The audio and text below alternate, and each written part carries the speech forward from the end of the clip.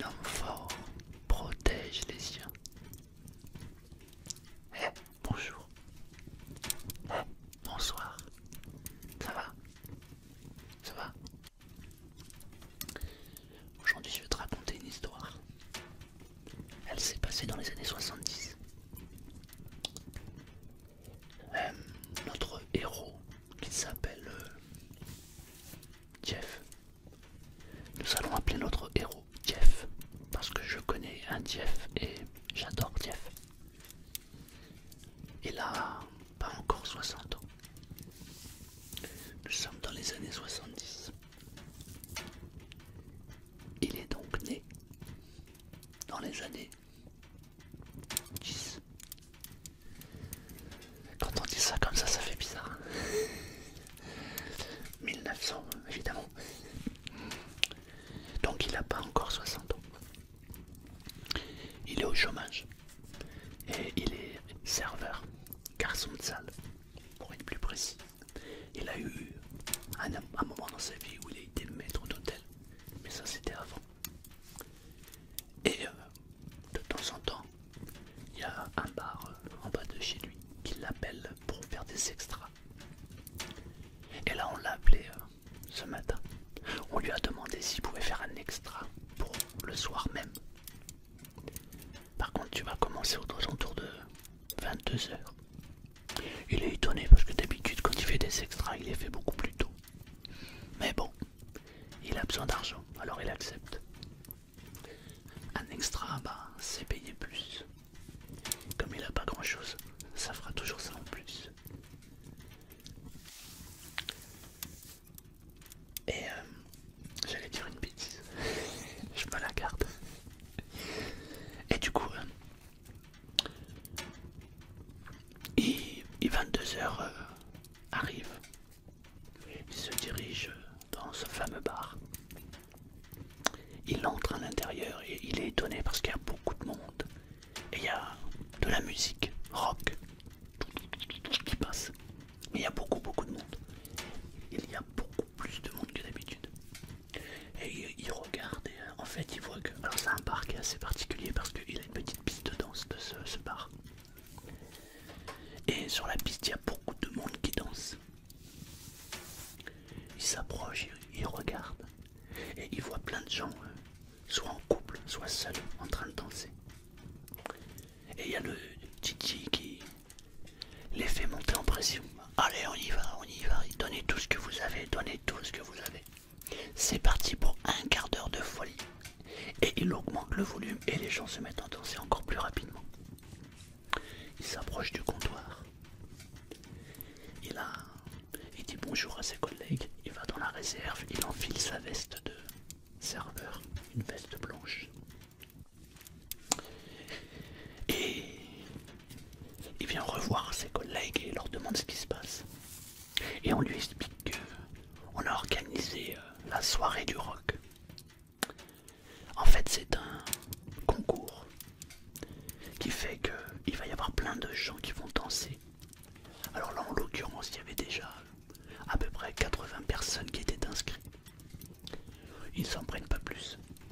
Et le but est que le gagnant, celui qui résistera, celui qui va danser le plus longtemps, gagne 10 000 dollars. 10 000 dollars en 1970, c'est énorme. Alors, l'objectif et le but de cette soirée, c'est de danser toute la nuit. Possible 2 jours, pourquoi pas 3 jours, non-stop, sans dormir. Les danseurs ont une coupure d'1 heure toutes les 24 heures. Donc il faut être sacrément costaud pour tenir le rythme. Notre ami Jeff est très étonné parce que il se rappelle que dans sa jeunesse, il y avait beaucoup de concours comme celui-ci qui était organisé. Mais dans les années 30, le New Jersey avait interdit ce genre de danse, ce genre de concours, parce que les gens allaient au-delà de leur capacité et il y a eu des accidents et même des morts.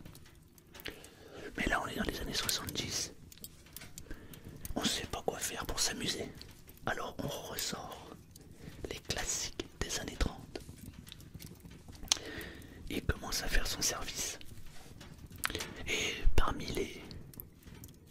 gens qui dansent. Il voit un type qui doit avoir entre 18 et 20 ans. Et il est étonné parce que quand il le regarde, il a l'impression d'avoir déjà vu ce jeune homme.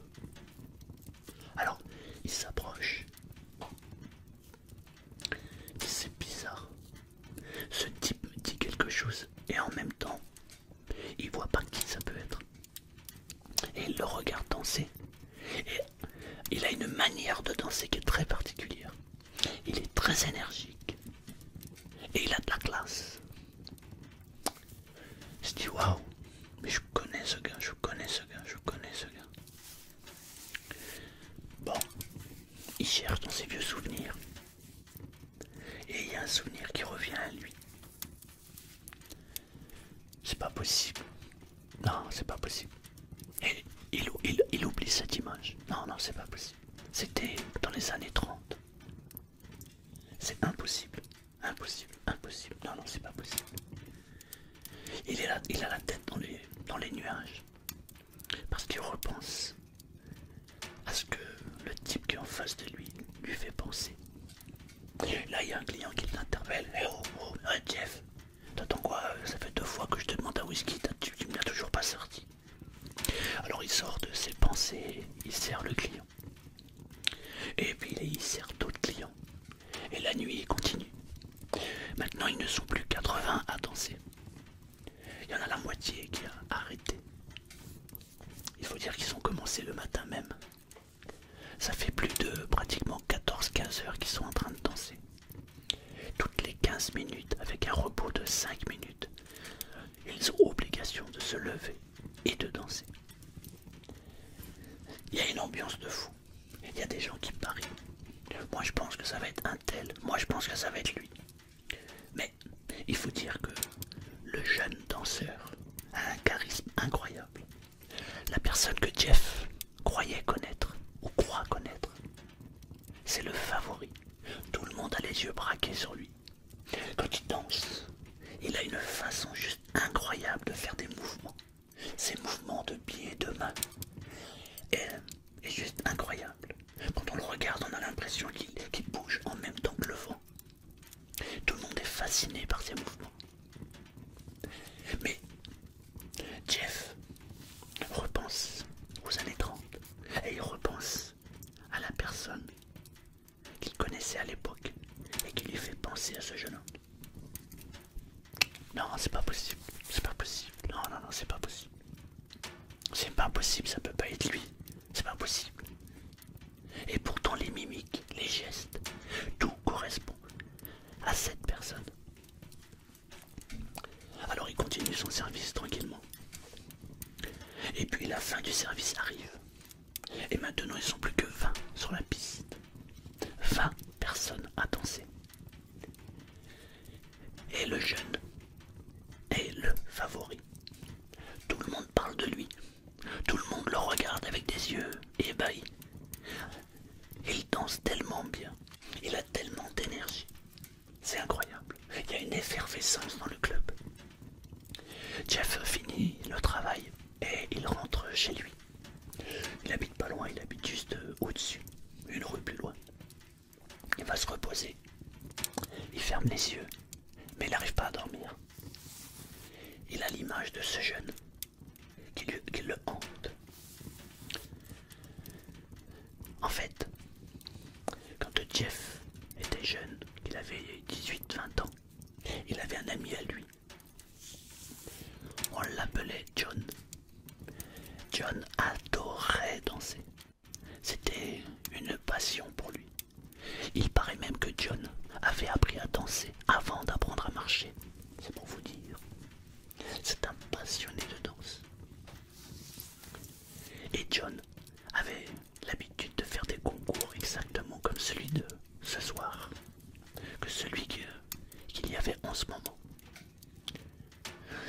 John, lors d'un concours, c'était son dernier concours, avait mis tellement d'énergie et il souhaitait gagner, être le vainqueur de la soirée, qu'à la dernière minute du concours, il n'était plus que 2. Cela faisait 67 heures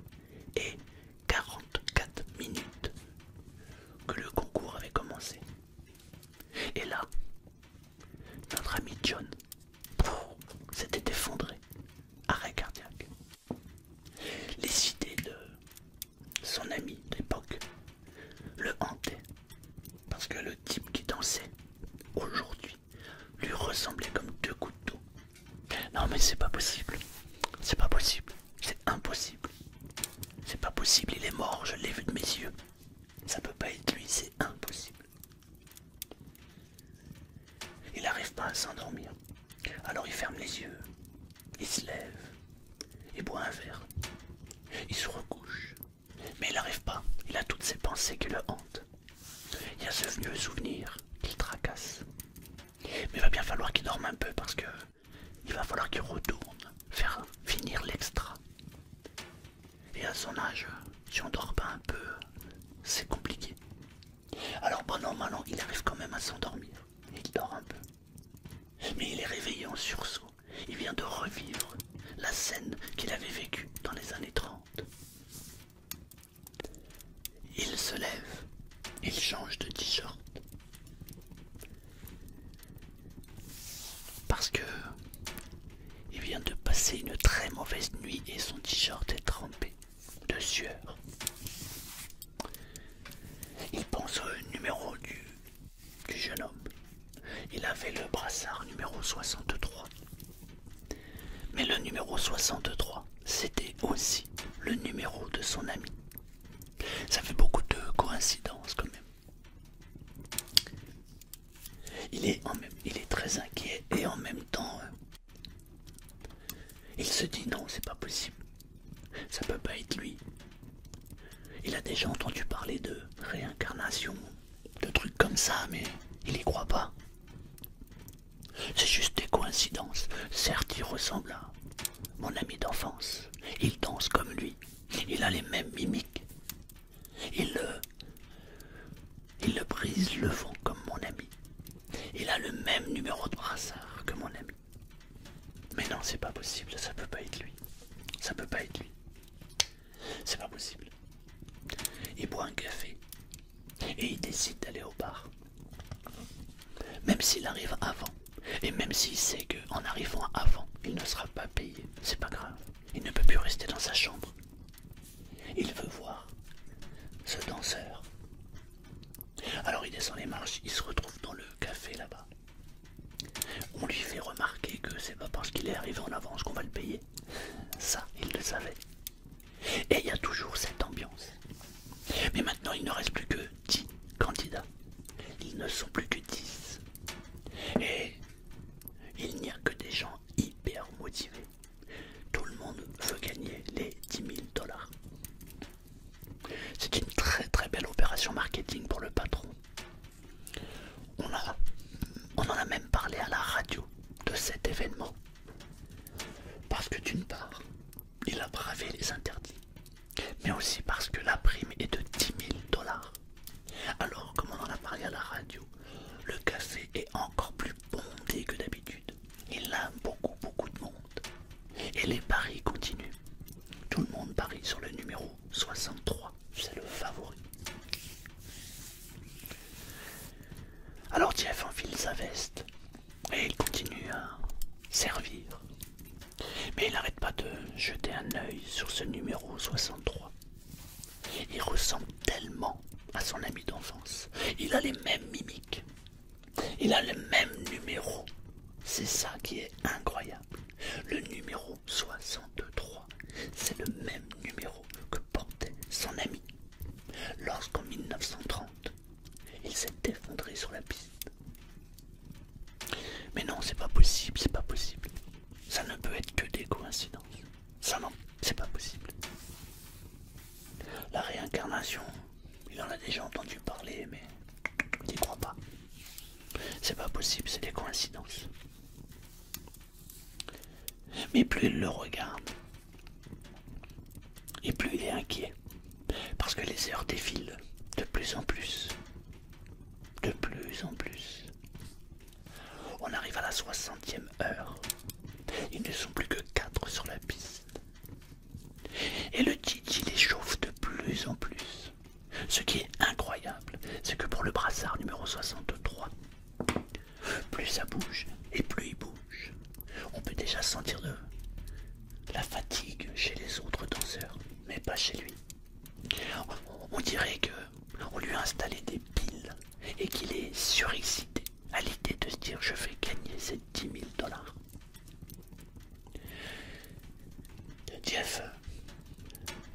son courage à deux mains. Et il va voir le brassard numéro 63. Le disque jockey coupe la musique. Vous avez un quart d'heure pour vous reposer.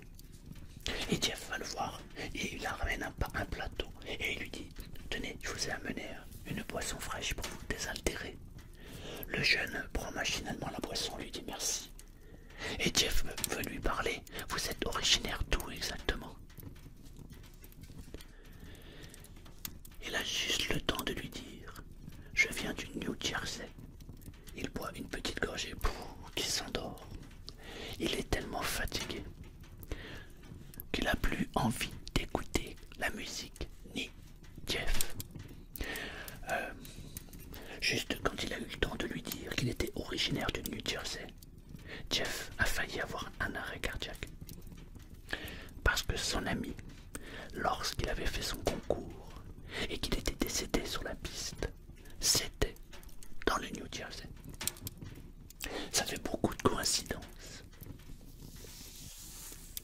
Et là, Jeff, il pète les plombs. Il dit: c'est pas possible, c'est pas possible. Qu'est-ce que je peux faire? Parce que maintenant, pour Jeff, c'est clair. À la 67e heure et à la 44e minute, le numéro 63 va s'effondrer. Pour lui, il n'y a aucun doute. Il ne sait pas quoi faire. Alors, il retourne voir le disque jockey. Il dit: excuse-moi, mais si jamais il y a un incident, imaginons que un de ces danseurs s'effondre, est-ce qu'il y a une assistance technique? Oui, on a Polo qui est là-bas. Polo.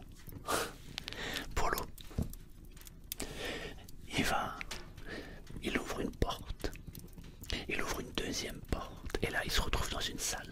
Et effectivement, il y a Polo. Polo, c'est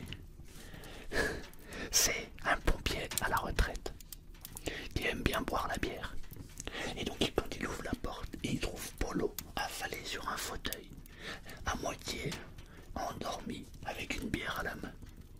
À côté de lui, il y a une petite trousse médicale, toute petite. Il est désespéré. Il va voir le fameux Polo et lui dit: hé Polo, s'il y a quelqu'un qui fait une attaque ou qui fait un malaise, qu'est-ce que tu dois faire? Polo ouvre un œil, il laisse l'autre fermé. Qu'est-ce que tu veux? What you want? Allez, dégage, laisse-moi tranquille. Jeff lui tourne le dos et s'en va. Il sait que c'est pas Polo qui pourra sauver la vie du brassard numéro 63. C'est pas possible, il a déjà du mal à se sauver lui-même. Il retourne dans le bar. Ils ne sont plus que trois. Trois en piste. Ça fait 66 heures qu'il danse. Et là, dans sa tête, Apollo, ça part dans tous les sens. Il reste 1 heure et 40 et quelques minutes avant qu'il se passe quelque chose. Parce que maintenant, il en a l'intime conviction. Il va se passer quelque chose, c'est sûr et certain. Il va au comptoir et il veut prendre le téléphone. Et il y a un serveur qui vient le voir et qui lui dit: tu fais quoi? Ah, je voudrais passer un coup de fil. D'accord. Il prend le téléphone et il décide d'appeler en fait les pompiers. Allô, bonjour. Et il y a un brouhaha derrière. Et il a du mal à s'exprimer. Et il n'entend rien en fait. Du coup il raccroche. Et puis en même temps qu'il raccroche, il se dit: qu'est-ce que j'aurais pu leur dire? Qu'il va peut-être y avoir quelqu'un qui va avoir une attaque cardiaque et qu'il va falloir lui sauver la vie. Comment on peut le croire? Il n'y a personne qui pourrait le croire. On va dire qu'il est fou. Et peut-être que si on le prend pour un fou, il ne pourra plus jamais travailler. Mais il a besoin de travailler. Parce que les extras qu'il fait, c'est pas que ça met du beurre dans les épinards. Non, ça lui donne les épinards. C'est pas pareil. Il travaille pas pour le plaisir. Il travaille parce qu'il a besoin de manger. Il est désespéré. On annonce la 67e heure. Ils ne sont plus que 2 en piste. Il y a notre fameux brassard 63. Et